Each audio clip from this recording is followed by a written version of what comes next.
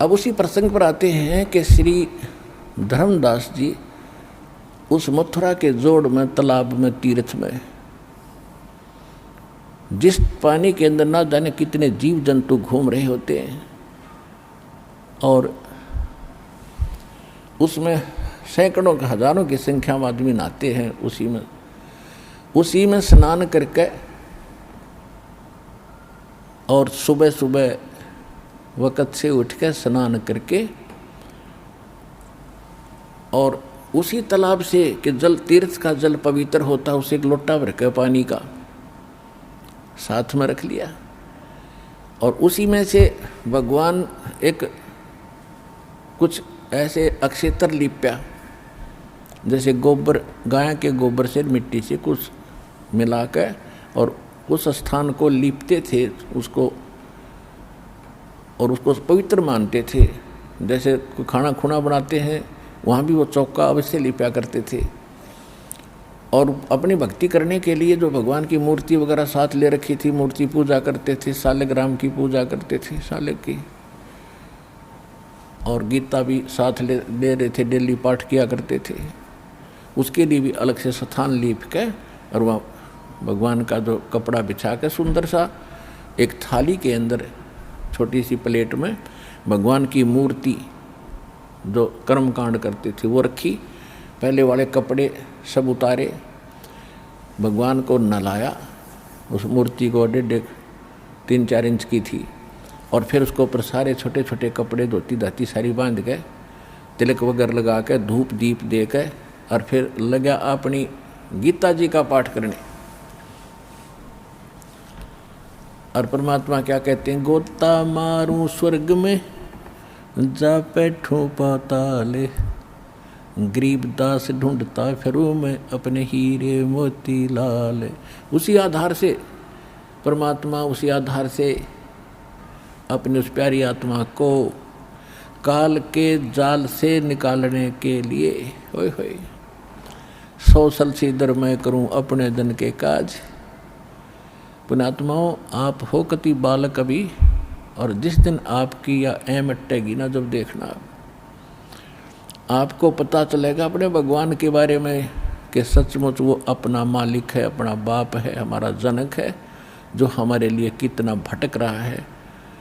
आप दुखी हो, वो खुद दुखी है तुमसे, लेकिन आपने भांग गणी पी रखी है, अज्ञान गणा कर दिया इस काल भगवान ने, और सब एक का बोली बोल रहे हो। कबीर किसने भगवान बना दिया, श्री कृष्ण जी नरतुम बना के आए थे, थारा तिलक दिया था उसको भी भगवान ने है।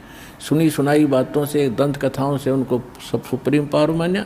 अब उनकी इतिहास पढ़ के देखा, उसमें पता चला ये खुद कहते हैं हम भगवान है नहीं, हम तो जन्म मृत्यु होती है, हम तो नासवान है। तो नासवान है, फिर भगवान किसी पर सुप्रीम पावर कैसे होगी।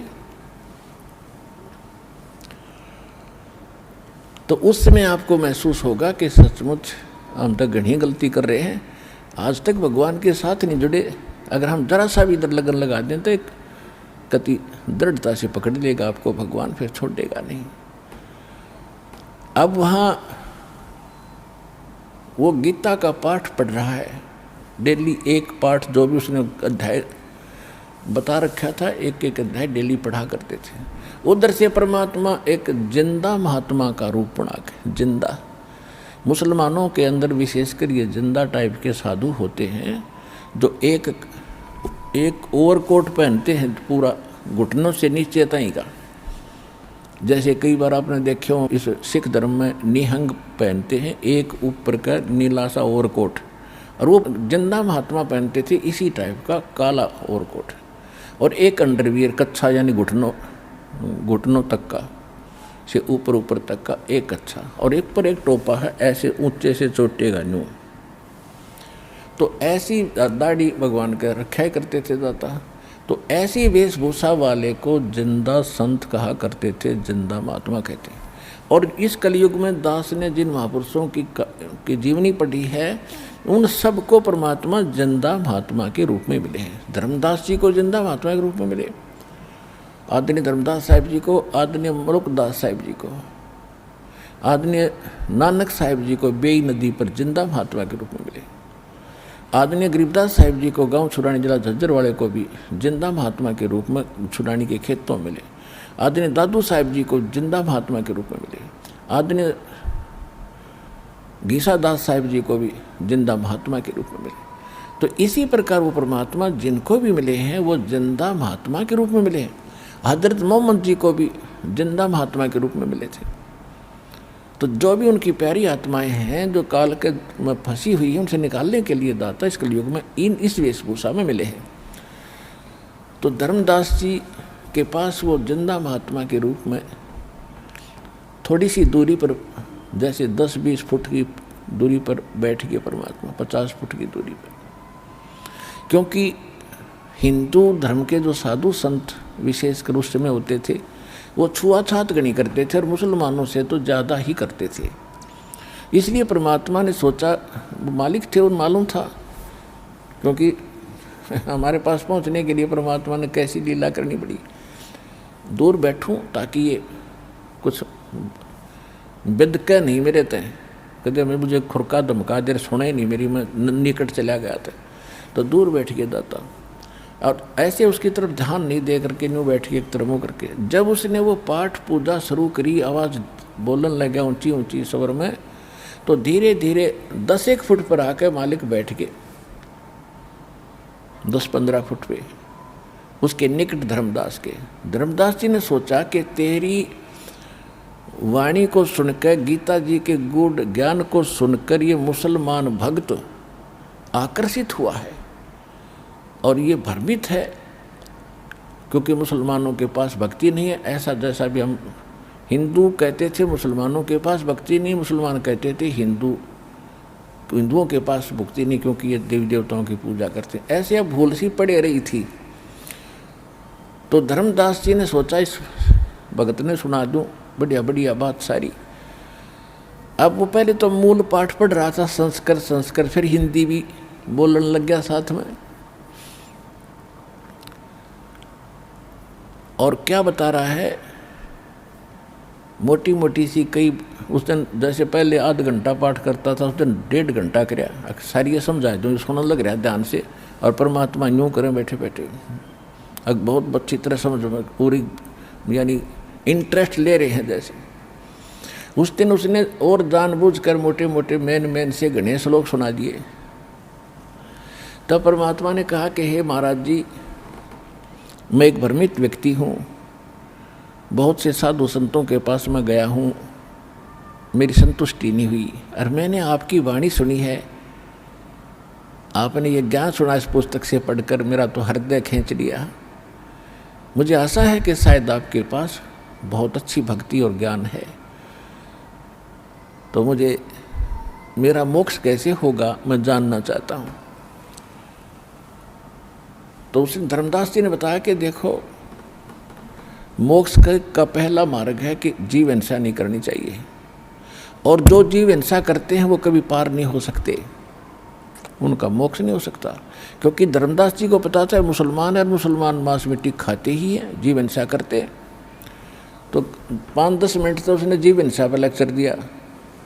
फिर कहा कि सबसे पहले गुरु बनाना चाहिए, गुरु बिन मोक्ष नहीं हो सकता भक्त। धर्मदास जी उस समय एक वैष्णव संत जैसी वेशभूषा बना रहे थे, माथे पर तिलक बुड्ढा ला रखा था, नाक पर कर्न पूरा, और ऐसी वेशभूषा से गले में कंठी टांग रखी थी, एक तुलसी की माला की, एक मणिये की, तुलसी की लकड़ी का एक मन का होता है, उसको कंठी बोल रहे हैं। और ये वैष्णव परंपराओं की आड़ों की थी या परंपरा, उसे पता होता था कि ये वैष्णव परंपरा से दीक्षित है, वह पहचान थी माला वह कंठी, ये सारा कुछ ला रखा उसने। तो परमात्मा ने कहा कि हे महात्मा जी, साधु जैसा दिखा बैठा हो, कि मैं तो आपको गुरु बना लूँगा, यदि मेरा कल्याण हो जाता है तो मुझे तो मोक्ष चाहिए। तो धर्मदास जी कहने लगे, देखो गुरु तो गुरु होते हैं, मैं दीक्षा नहीं दे सकता, मैं अधिकारी नहीं हूँ, मैं अपने गुरु जी से आपको दीक्षा दिला सकता हूँ। तो परमात्मा बोले, भी देखो बात सुनो महाराज जी, मैं दीक्षा लूँगा उससे पहले मेरी कुछ शंकाओं का समाधान भी होना चाहिए।